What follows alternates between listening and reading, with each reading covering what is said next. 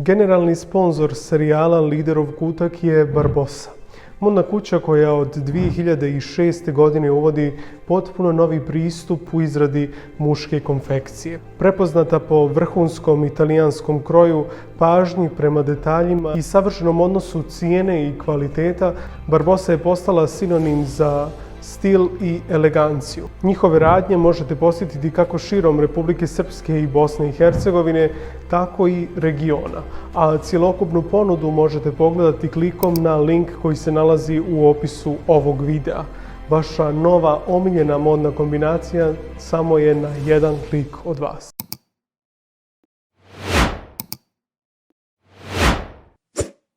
Poštovani gledaoci, dobrodošli u 15. epizodu serijala Liderov kutak. Moj današnji gost jedan je od najeminentnijih stručnjaka u oblasti oralne hirurgije i implantologije.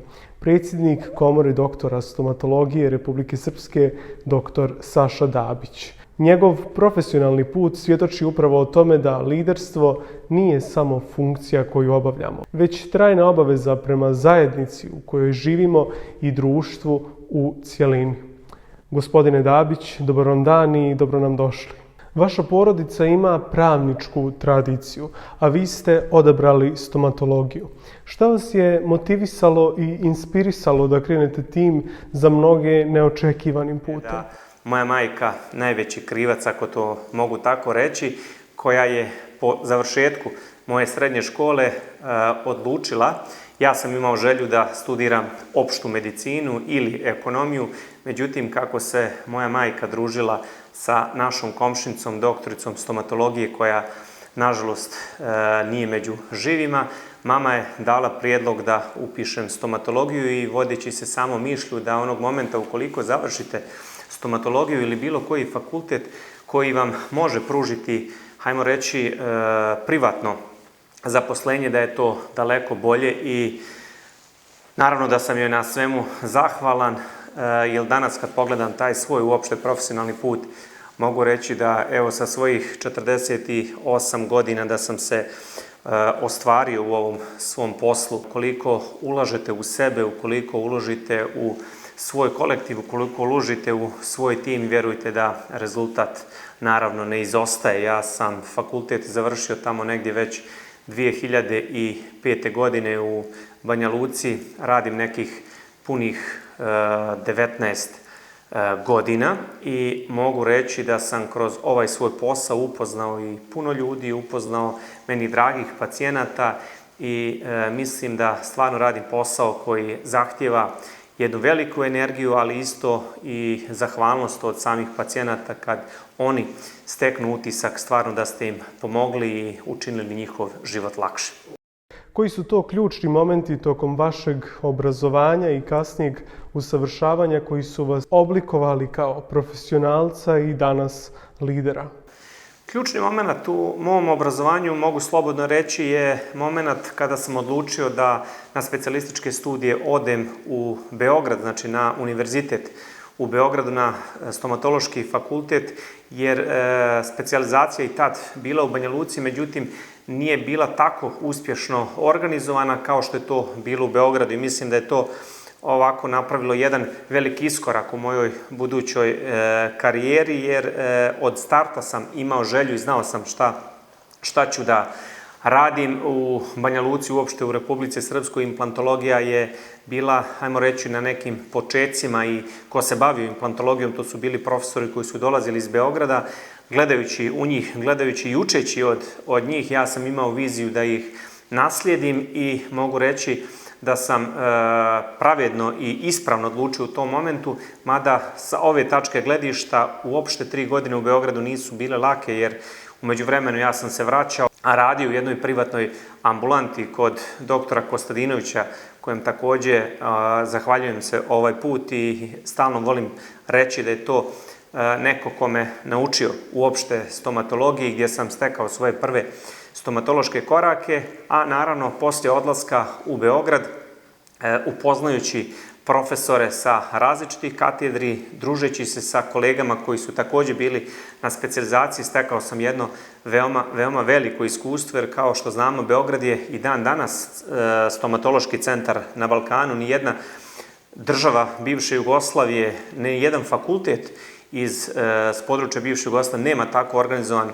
stomatologiju kao što to i dan danas ima Beogradski fakultet, i ponosan sam što sam završio specijalizaciju u Beogradu, isto tako kao što sam i ponosan što sam završio i osnovne, odnosno studije stomatološke u Banja Luci na Medicinskom fakultetu.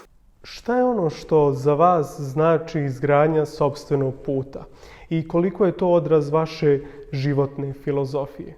Izgradnja sopstvenog puta, često mladim kolegama kažem da svaki čovjek sebe treba posmatrati kroz jednu individuu i ne mnogo da se upoređuje sa drugim ljudima. Ono čemu čovjek treba da stremi i kao mlad stomatolog jeste da svoj posao radi prije svega pošteno i da bude odgovoran prema samim pacijentima. Naš posao, koliko to danas i bio, hajmo reći, jedna vrsta biznisa, prije svega treba se sjetiti Hipokratove zakletve i uvijek biti na usluzi samim našim pacijentima. Filozofija da ćete pomoći ljudima da savladaju neku svoju, mogu slobodno reći, patologiju ili neki svoj zdravstveni problem koji se tiče stomatologije, to nešto što me i dan danas drži u stomatologiji, iako sam rekao da radim već dugo i pomalo se nekad i zasitim svog posla. Klinika Implantodent danas je mnogo više od samo stomatološkog centra. Kako ste isto zamišljali kada ste je osnivali i kako ona danas odražava vašu jedinstvenu viziju savremene stomatologije? Implantodent je osnovan 2013. godine na ideju moje koleginice doktorice Ružice Bijelić i mene. Mi smo osnovali jednu zajedničku zdravstvenu ustanovu koja je pored nas dvoje ljekara zapošljavala još 2 stomatološke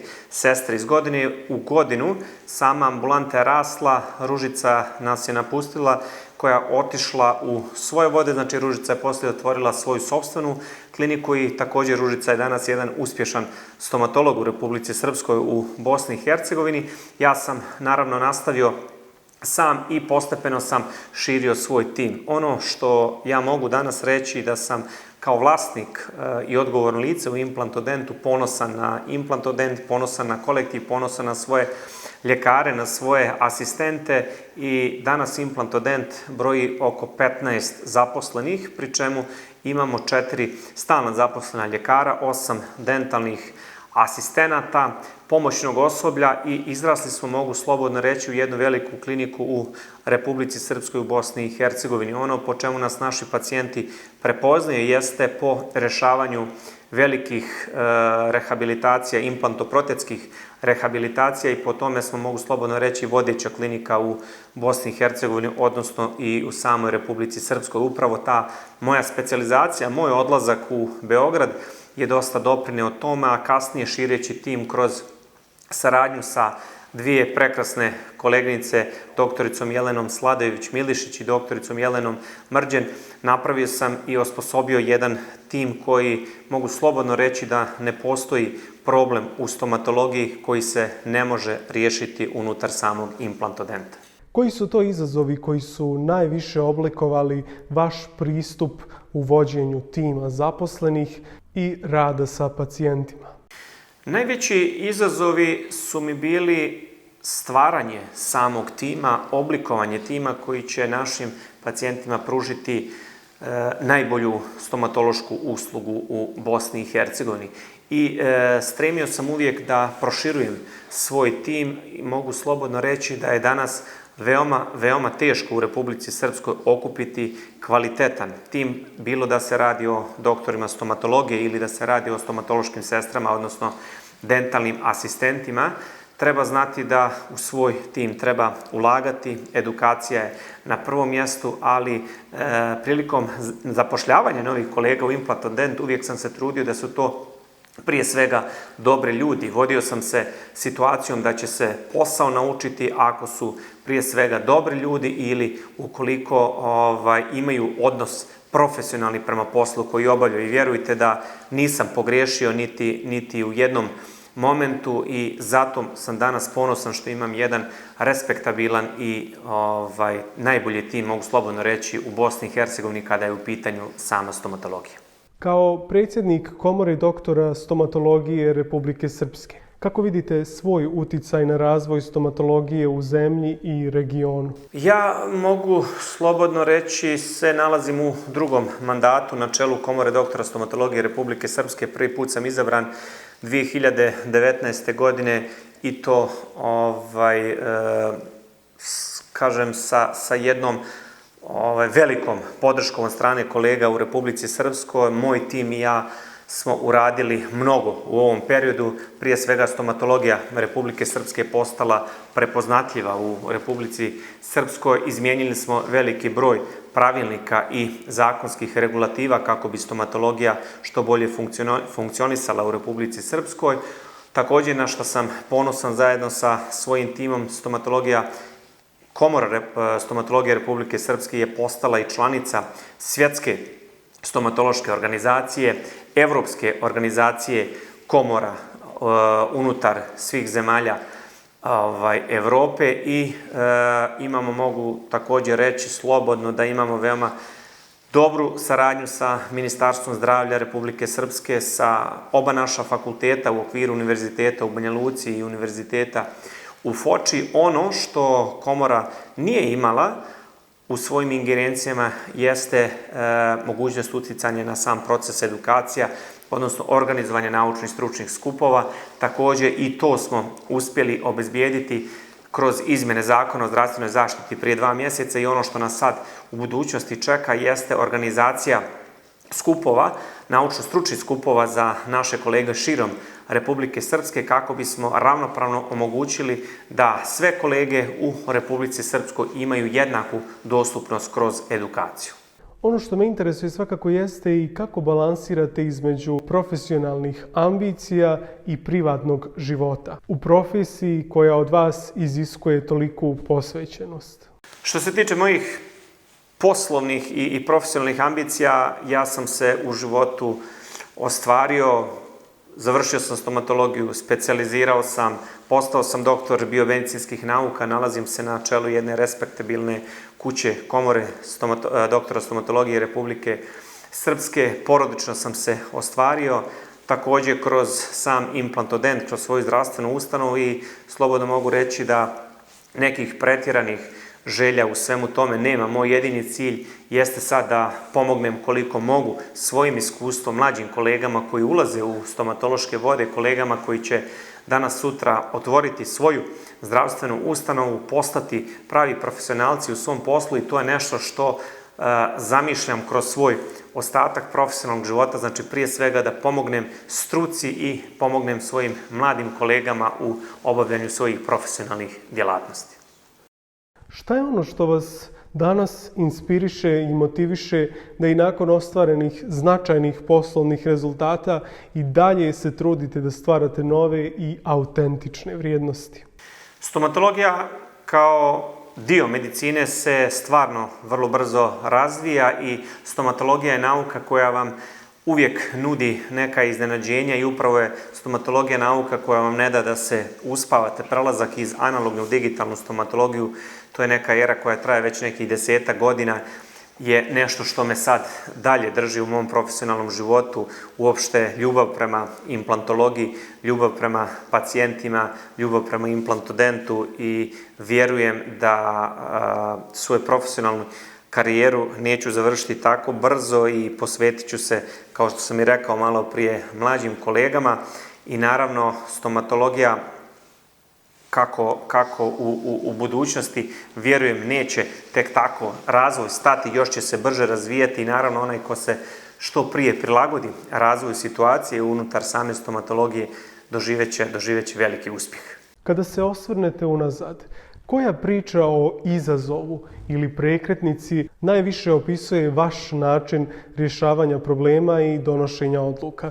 Jer evo, vjerujem da ćete se negdje složiti sa mnom da upravo ono što čini razliku između uspješnih i onih manje uspješnih jeste između ostalog i način na koji pristupaju problemima.